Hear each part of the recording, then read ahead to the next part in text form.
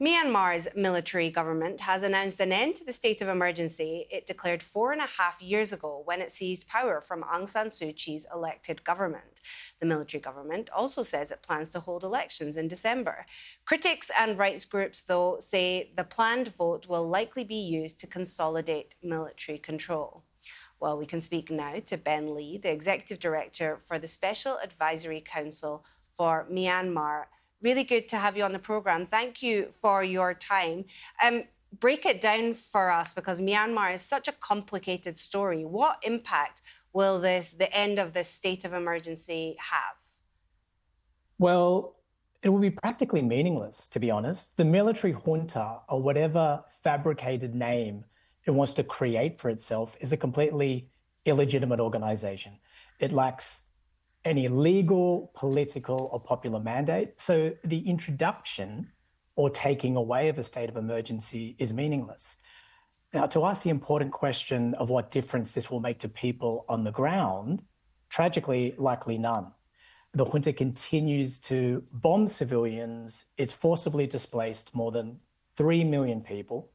It continues to use and manipulate humanitarian aid for its own military advantage. And as we speak right now, there are more than 22,000 political prisoners arbitrarily detained by the junta.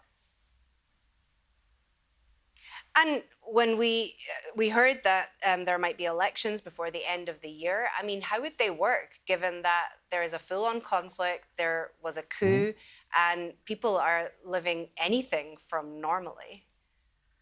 Well, they won't work. These will be completely sham elections. They won't be free, fair, or inclusive. They'll exclude major political parties.